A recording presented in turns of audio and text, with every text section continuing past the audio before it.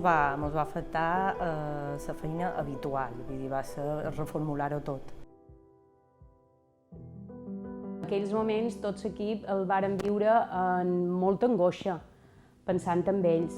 Havíem iniciat un curs que semblava que se podria dur endavant i ens trobàvem de cop i volta amb algo que sabien que de totes seria molt mal de pair per ells.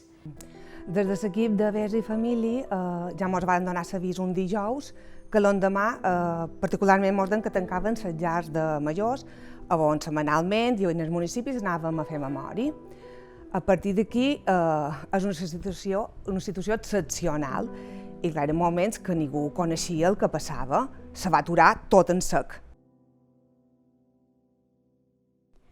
La pandèmia la varen passar un poc malament. Al principi va ser molt dur i molt trist, principalment de no poder-nos abraçar amb els nets, amb la meva filla. Era algo que no havies vist mai, no sabies com ho havies d'encarar. Però clar, era el que hi havia, no ne quedava d'altra. I a més, hi havia una desinformació total, perquè veies la tele i un t'aprenia per aquí, és qui era l'encarregat de donar-te les notícies, que després no se venien en el que donaven els periòdics, ni se venien amb altres persones o amb un metge que donava una conferència o alguna cosa. Hi havia una desinformació tant que te descentraven, i qualque vegada deies, val més, no miren-los, però és que havies de fer, era el que hi havia i t'havies d'enterar i te volies enterar. Tot va acabar en aquell moment. És normal que jo tenia el meu fill, en jo, encara, i me varen donar bastant d'ànim, jo n'hi donava a ells, en fi, mos donava un poc d'ànimos perquè quasi per jo les vaig conèixer més en aquells moments que els altres moments. Una preocupació grossa, que no agafàssim la malaltia i mos haguéssim d'ingressar i posar dins UCI. Tot això ho varen passar molt malament. Només de pensar-ho, que no varen tenir ningú greu ni ningú que va tenir el Covid fort, però crec que tothom va passar molt malament. Nosaltres, jo tinc 73 anys i no havia viscut res mai d'això, perquè els nostres pares van viure la guerra i van viure coses que poden contar coses, però nosaltres crec que és de lo més fort que hem viscut. Si nosaltres com a persones, llevat de ser professionals, com a persones ho estàvem passant malament, et posaves a la pell de salt dels majors i deies, i com ho estarà passant, aquesta gent? I així com vaig poder, vull dir, sortíem a fer mamballetes quan tocava i sortíem a xerrar amb les veïnades que són com a la seva tutora d'elles dues i sempre els anava a veure i això. Feia molt d'anys que no dibuixava, m'he dedicat a un àlbum que fa molts de dibuixos, així llapis i en colors, i me queden de meravella, i n'he fet de bolsitos per tota la família i per jo. També caminava dins el pis perquè no sortia i feia un camí del sofà en el bany, que hi havia 25 passes i cada vegada feia una reixeta i feia 1.200 passes cada dia. Jo vaig engreixar bastant perquè el que va passar. Només ens cuidàvem de berenar, de dinar i de sopar. I ja parlàvem de que hem de dinar avui i ja va ser massa. Després me vaig posar règim perquè ja no podia ser.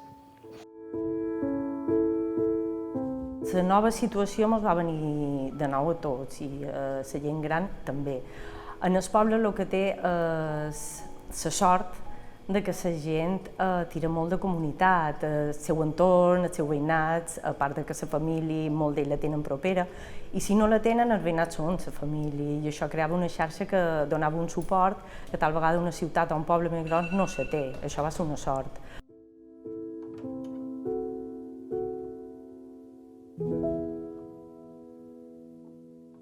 L'ambient del poble que tenim per aquí és una gent que tots som molt d'ambient de poble, i ens saludam pel carrer, ens veiem i tal, i això me feia molta de falta, la veritat. Goitàvem un poc en el carrer, què passa, i tornàvem a goitar, i com estàs, i tal, i ens tornàvem a enfonyar en que nostra. Els divendres, sobretot, hi havia un que toca les xeremies, en Marc, i li dèiem, a TV les 5, quan sortirem a les 7, tot, sí, ja ho tenia tot preparat. i ens tocava 2 o 3 cançons. I llavors també qualqueria era en Toni, en la guitarra, que també ens donava.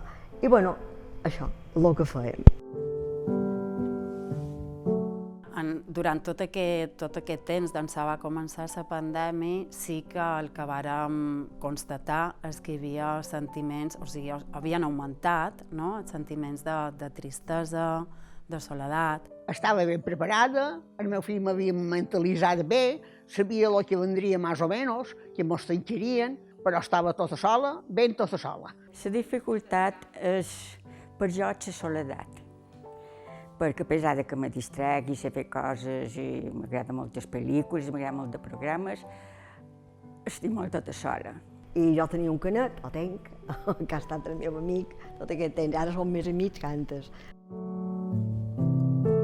A part dels caos general que jo crec que vivíem tots, no?, en primera persona, a nivell professional va ser una sensació d'incertesa, d'angoixa també, de no saber, o sigui, de saber molt bé que hi havia gent que tu duies en els grups de memòria i que devien estar malament, no?, i de quina manera poder arribar a ells i tenir el contacte i poder ajudar-los. En aquell moment d'urgència, el primer de tot és via telèfon, en la gent, que teníem els llistats, que vàrem haver d'anar el primer dia a l'oficina a cercar els llistats, via telèfon, en la gent, contacte per qualsevol tema que necessitassin.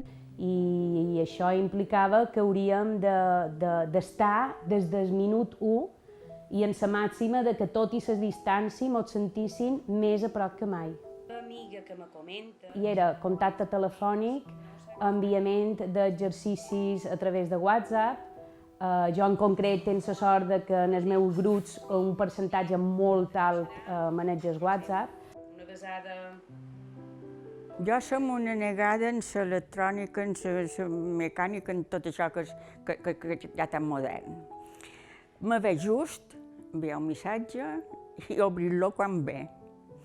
Moltes vegades en el telèfon no el sent, però vamos. Qualsevol moment que tinguis qualsevol cosa, ens posàvem en contacte, perquè jo del mòbil no en sé gaire, però em vaig arribar a aprendre. I me feia falta perquè anàvem fent deberes, així com podíem, i les corregíem a través del mòbil, i me va anar molt bé, perquè almenys feies alguna cosa, almenys ja surts un poc de tots aquests problemes que tenies a dins l'esquac, i bueno, ja sortíem un poc.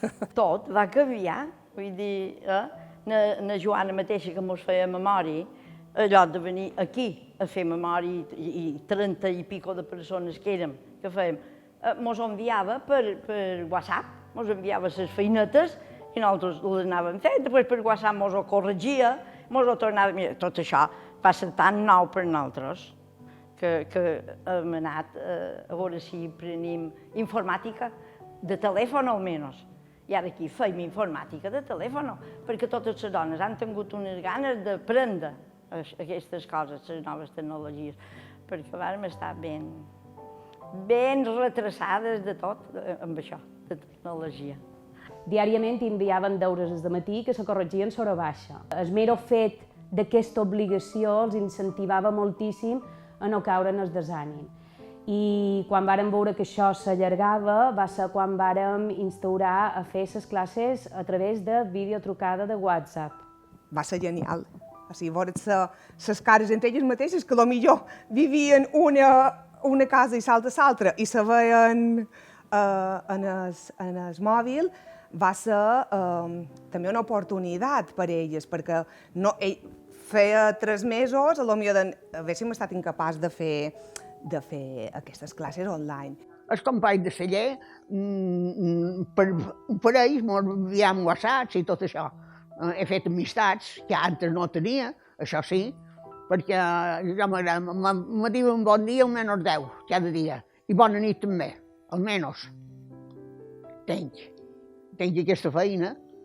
Les meves professores que són un encant, que també me diuen bon dia. I amb això també te podíem veure qui contestava, qui no contestava, i aquella està bé, aquella no, i sabien notícies. Un grupet que mos deien bon dia, que després mos deien bona nit. Sí, ha anat bé, ha funcionat. Evidentment, el repte fonamental era saber interpretar sense llenguatge corporal els sentiments que vivien aquelles persones, perquè moltes altres, que no tenien WhatsApp, que no feien videotrucada, havien d'inferir pel seu to de veu si estic bé era estic fatal. Hi ha molta gent gran que no sap demanar ajuda, no sap, perquè sempre l'han donat a ells l'ajuda, ells sempre han ajudat en el seu fill, s'han ajudat a tothom, han donat tot pels altres i a l'hora de demanar són tan generosos que no demanen, senzillament no molestar. I aquí és una barrera que a poc han hagut d'anar rompent i han hagut d'acceptar aquesta ajuda, acceptar o, sí, consentir que ara són ells que han de protegir. Però falta el contacte familiar. La tecnologia ha anat molt bé, però la necessitat de veure's cada dia, de pell en pell, la gent se va deixar de veure, se van tancar les associacions, les biblioteques, els espais públics i diguem que sí, la necessitat és la socialització, el veure's. I a poc se van distanciant les persones, en vez d'unir-se més, se fan més lluny, com menys. Però bé, tot suposo tornarà tot en la seva normalitat i tot anirà bé. I ara, saps què passa? Que costa molta de pena de tornar-nos a incorporar les coses. Ara mos costa pena tornar a muntar un sol local aquell mateix, que va estar tancat. I ara ve fent propaganda, començant el gimnasi, començant el ball en línia. I tot això costa molta de pena ara. De fet, quan vàrem començar un altre pic inicial el grup Bimbolla, la gent va estar molt disposada a venir. I ara que s'obriran ja, que podrà venir més gent, perquè els espais ja es pot tenir més gent, la gent necessita sortir, parlar, socialitzar-se, comunicar-se, pell en pell. Això me dona alegria perquè això m'agradava molt i és un dia que venim i estem tots junts i que mos ho passam molt bé i jo me dona alegria que se pugui tornar a fer. Mos encanta fer memòria, mos encanta. No mos lleveu perquè ho necessitam perquè almenys xerram i feim xerrar gent més necessitada que nosaltres, perquè la veritat que ve gent que està molt tota sola, perquè jo encara som de les joves i jo amb les feines i tot això, però hi ha gent que realment, pobra gent, està molt tota sola. Vull dir que com els jefes que toquen hem de seguir fent memòria sempre.